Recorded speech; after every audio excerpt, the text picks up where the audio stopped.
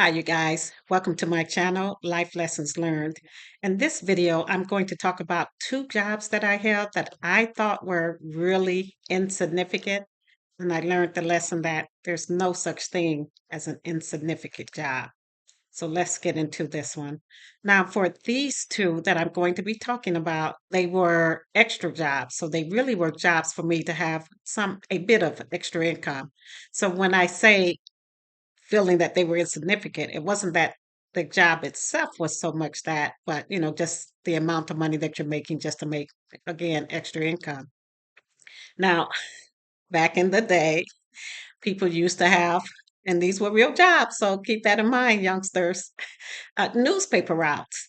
And normally those were, done by young children who were looking to make, extra money for the week or, just have some type of an income. But there were also adults that had, paper routes as well. And I do know that a lot of adults that were doing it like I was just to get additional income and have it. So, for those of you who are not familiar with that, the newspaper company would drop the newspapers off at your door, every morning, very early, like between 2 and 4, because you had to be on your route by 5 and 6 in the morning to get all the newspapers out. So, and I was doing this before, of course, my regular 9 to 5.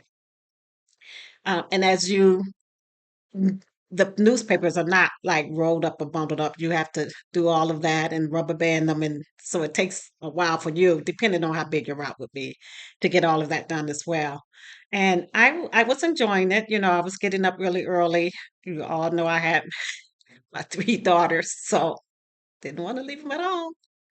So they would be in the car with me. And, I would go down one block to deliver the papers, throw them on the porch, and then down the other side of the block. And at one point, how we start thinking, why am I here? Why am I doing this? How much is this really benefiting me? So, as I was thinking those thoughts, and you have to remember our thoughts manifest our actions. So, how we begin to think, we start to feel that way, and then we start to act on that feeling. So, on this particular date, I was like, well, I don't know if I really want to continue with this. And, why am I here? And as I was doing that, there was a gentleman that had come out on his porch, and he was waiting for it for the paper. And normally, as I said, would throw them on the porch because usually people are asleep and they're just wanting to get up and see their paper has been delivered. But since the guy was standing there, I certainly wasn't going to throw a bundled up newspaper at him, or towards him.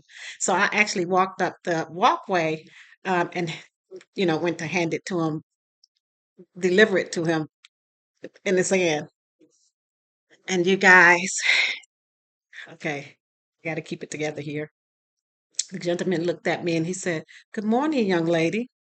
And I was like, "Good morning." And he said, and he was nice about it. So please don't think he was rude or anything like that. He was like, it's a little late today. I came out early and I thought, my paper would be here. And so I was like, yeah, I kind of slowed down on the last block, just thinking some things through. And he said, You're not you're not going to quit, are you? And I was like, well, no, I wasn't, thinking like that or anything. I just was kind of reflecting on life. He said, may I share something with you? And I said, sure. And he said, I'm an elderly man and my kids are all, grown and gone. And he said, and my wife passed away a few years ago. He said, and a lot of people, when your spouse passes away, they don't know what to say or what to do. And after a while, you get less and less friends stopping by or, checking on them or anything like that. And he said, I know you probably, it's not your concern, but this newspaper is one of my lifelines to the world. So he said, I look forward to getting it every day. He said, I'm actually glad I was able to meet you and talk with you. He said, but this is really, really important to me. And it probably is for a lot of people on this block. And this was a block full of very nice homes and elderly people that lived there, and a lot of them lived alone. So if you guys kind of, if you've seen any of my other videos, you'll know that I have pretty quick witted and I have a Well, I think I have a good sense of humor. So I said to him, I said, I am so glad you shared that with me. And I actually did need to hear that on that morning. I said, but just like your paper was late, I don't want your neighbors to be late. I said, they're probably wondering, where's my lifeline to the world? So he laughed, I laughed, and I was able to continue with that route. But it gave me certainly a different perspective on how important sometimes we think a job that we have is, or how we sometimes think our jobs aren't important, and we don't realize the recipient on the other side of the service that we're providing. So I wanted to share that story because it never left me. And, I always, well, I've always, even before then, took pride in everything that I do, no matter what type of job I've held or anything like that. But that gentleman certainly gave me a different perspective from the thoughts that I started out with that morning. So I wanted to share that with you. A second job that was a small one that I loved. And again, this was during a different time and it was still an extra job. So I hadn't given up, my day jobs. But this particular time, I had recently had sold my home and I had moved into an apartment complex, and there was um, a type of store that was like a local fresh food market type store, so you can get fresh fruits, fresh vegetables, that kind of thing. It's similar to what you guys would call what is the not Amazon, but fresh, like Amazon Fresh or um I can't even think of the name of the chain stores, Trader Joe's or places like that that have fresh, great tasting ingredients that are, healthy for you. So this particular store, I was taught how to make this homemade salsa. Okay, and of course it had all only fresh ingredients. So I would have to, this is another job where um, you would have to kind of get up early and cut the vegetables and things like that up and, put stuff in the blender and all of that. So you're ready for the day. Well, in this particular one, they had different shifts. So because I had my day job, I chose to work this one during the evening hours. So I would actually work there from it was approximately like from 7:30 to 9:30. And then it was three different salsa recipes that we would do. And of course you had to sign a non-disclosure saying that you wouldn't give these recipes out and you wouldn't tell people what the ingredients were and all of that kind of thing. And that makes sense to me. I wouldn't divulge that to anyone. I mean, for what? It's not like I'm going to open up my own salsa shop, okay? So anyway, making that all the time. And the people that would come to this store were, of course, local residents, and sometimes people will come from all over to go to this particular site because of what they had to offer. So I got to meet many of the customers.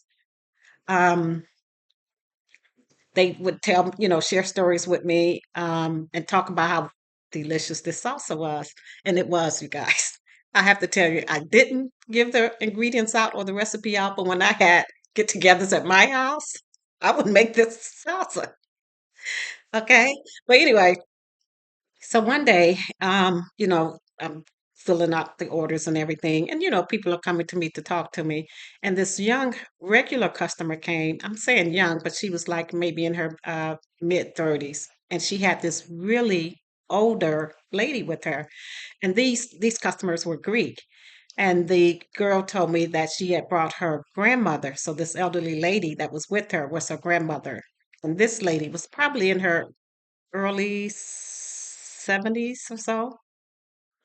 And the girl came over to me. She said, Sherry, my grandmother is visiting, the US with us, and she's going to be with us for a month. And we've been telling her about this salsa that you make that really tastes authentic and it's really good. And I'm like, oh, geez, she's Greek and you're telling her it tastes authentic. And then she comes and sees that I'm making it. She'll probably be like, get the hell out of here. But anyway, so she asked if, she wanted her grandmother to be able to have a taste of it. And we had cups there so that you can taste the different ones that we had and all of that. And her grandmother, she asked her which one did she want, and she pointed it out. And we had chips there for them as well. So they would dip the chips in the saucer and taste it, or, however they wanted to do it. And this lady, she smiled and she said, "Hello, it's great to meet you." And when she went to taste that salsa, you guys, she kind of stopped, like dead in her tracks. And she's asked me, she was like, "Come over here," like lean over, because I had a counter, of course, and the customers are on the other side. And she said, "Ma'am, this actually is authentic. And where did you guys get the recipe?" And I don't know where they got it. I just and I said, I have no idea. I said they trained us how to make it and everything. And she said, "Ma'am, this brings so many memories to me." And the lady started to cry. And she said, uh, "Okay, hold it together, Sherry." She said that back home, her mother used to make a salsa like that, and it was just brought her so many memories of that. And of course, she adapted her mother's recipe, but she said she never thought that she would ever be able to go anywhere to a, like a public place and taste the same authenticity that she had grew up with. So I was like thinking to myself, all this time you thought you were just making salsa and cutting up fresh ingredients and things like that. But people really loved that salsa and they really connected with, just that whole local community and everything. So with those two, I just wanted to share, first of all, this is life lessons learned. And I want to share stories that I learned the way on along the way and my own experiences and things that I've done. And those two jobs taught me that there really is no insignificant job. Anything that we're doing that is a service that is needed is needed. And if it's needed, then that means there's some importance to it. There's some level of maybe not urgency, but there's a level of importance to it that it needs to be done, whether it's a task that's done daily or weekly or whatever. And sometimes it's just us that need to adjust the way we think about the different jobs that we have, the different tasks that we're asked to perform, um, and the different ways that we're able to communicate and meet with others.